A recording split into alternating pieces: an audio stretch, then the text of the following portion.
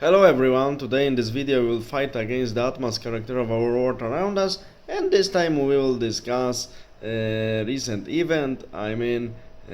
6 days ago, on the 18th of June, one French diving instructor and underwater military officer, also specialist, and one cynical owner of the company, and if I remember correctly, one rich guy from Pakistan, seemingly with British passport, and his son, and maybe someone else, wanted to see the wreck of Titanic, or actually this was still left after the Titanic sank in 1912, because we know that everything undergoes the decomposition, especially at such depths. As far as I know, this wreck is now lying about 4.5 kilometers under the surface, so we know that the pressure at this depth is incredibly high. And in the fancy but quickly constructed in a very floppy way sub-vessel, so such underwater boat sub-vessel, these people wanted to go out to see this wreck. Of course, how it ended we know. At some depth, simply this construction didn't make it and there was an implosion and they died. Yeah, we see that some people, if they have too much money, they completely lose the survival instinct. They think that thanks to money they can do everything, and we see that they do not have any basic knowledge about physics and life, because entire life they were only busy with kicking out other people, hurting other people, and collecting more and more money, more and more contracts. And my conclusion is very simple, because I don't care about these idiots who died in this vessel. They paid for it, they saw what they got, they accepted it, and they just had to bear the consequences of their decisions. And some cynical people who just earn thanks to the existence of such extremely rich, stupid people, one of them also bared his own decisions. So, in my opinion, there is an equilibrium. But one thing I would like to tell to all of you, what really scares me: such people participate in such summits like Davos summit, like Mr.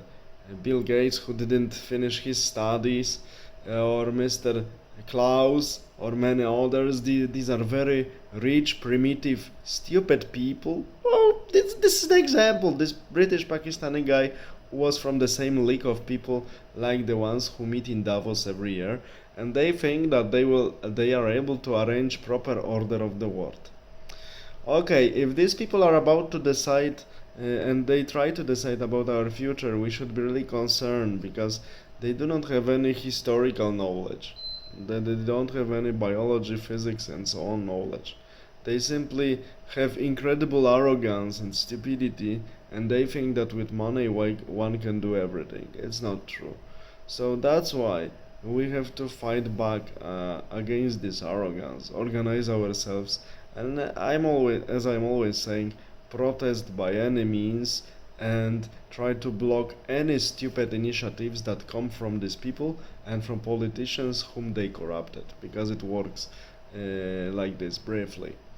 And I need to here recall the quotation of a very famous guy, very wise guy, very great leader, Napoleon Bonaparte, the Emperor of the French, who said once that the aristocracy of money is the most miserable of all of them, of all aristocracies.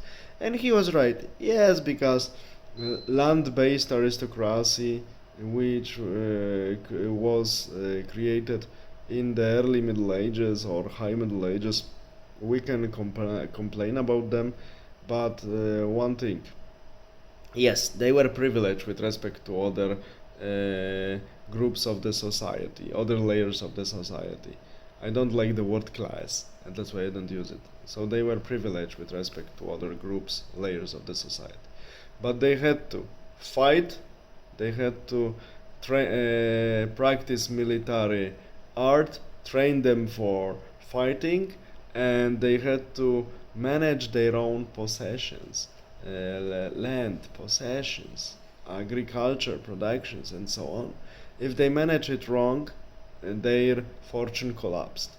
So it's not like many people think, like Marxist propaganda presents to us, that they were only enjoying life, exploiting others and doing nothing. And they had to participate very often in ruling the state. Yes, it's true. Once they were doing it better, once they were doing it in a worse way. But we need to take into account that the countries they were ruling were lasting much longer than our countries ruled by so-called democratic regimes. So, okay, we can take some conclusions from the history. And these examples we see now, like these all rich morons from Davos, ignorants who think that they can change the world as much as they want only because they have money.